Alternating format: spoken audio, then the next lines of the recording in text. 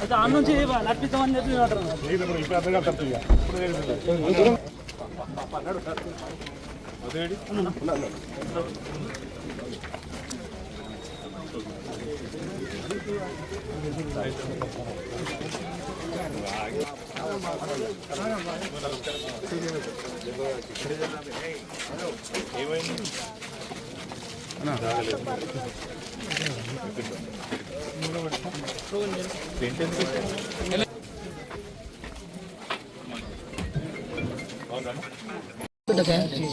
అన్ని తీస్తామండి కెమెరా అర్థమైందా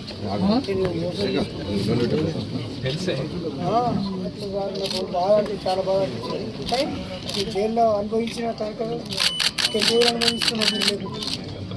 మీరు నాకు ₹1 లేకుండా నా బిడ్డలు నా కొడుకున్న వాళ్ళు మీరు లేకుండా మీకు జరిగింది అన్యాయము. కేవలము సరిగా ఇంత చండాలమైన ప్రభుత్వం అంటే ఇట్లా ఒక పేద రైతును అల్లని ఆరోగ్యం బాగాలేదు, ఆపరేషన్ అయింది, నిన్ను తీసుకుపోయి జైల్లో పెట్టడం నాకు అర్థం కాదు. నా మీద కోపం ఉంటే నాతో కొట్టాలి, నా మీద కోపం పేదోళ్ళ మీద గరీబ్ గాళ్ళ మీద మీ మీద తీసి ఇంత చిల్లరతనం మీద నాకు అర్థం కాదు. మీరు బాధపడకురు, భయపడకురు. మొన్నటిదే కాదు, మీ ఒక్కరినే కాదు, ఎవరికి ఏమైనా ఖచ్చితంగా ఇదే తరహాలో కాపాడుకుంటా. మీకు కూడా మీ అమ్మాయి మాట్లాడింది కూడా చూసినాను నేను టీవీలో. బాగా మాట్లాడి అదే అది మాట్లాడింది మీరా మీరు మాట్లాడింది చూసిన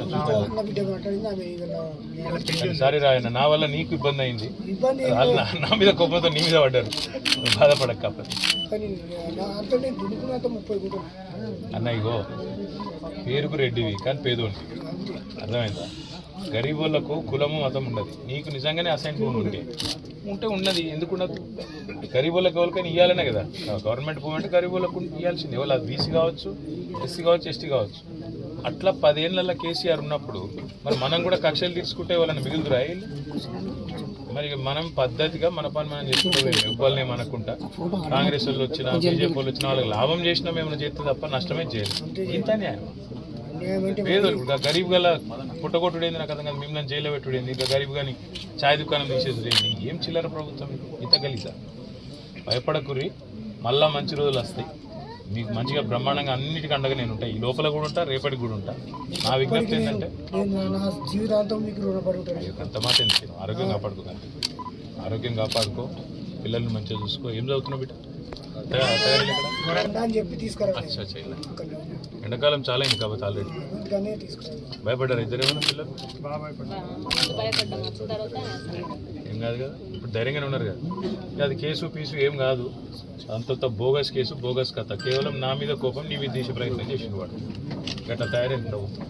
నేను చూసుకుంటా, ఏమున్నా నువ్వు రంది పెట్టుకోకు. మన మధు, మన సతీష్ వీళ్ళందరూ ఉన్నారు కదా, మన వాళ్ళు అంటున్నారు కదా, ఏం పడ ఇంతకంటే ఎక్కువ ఉంటా. నీకు ఎప్పుడు కష్టం వచ్చినా ఒక ఫోను మా వాళ్ళకి చేయు, మిగతా నేను చూసుకుంటా.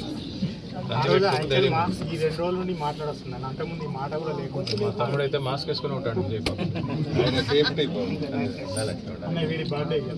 ఎవరు ఈయనదా ఆడు వస్తాడా మరి? చూడదా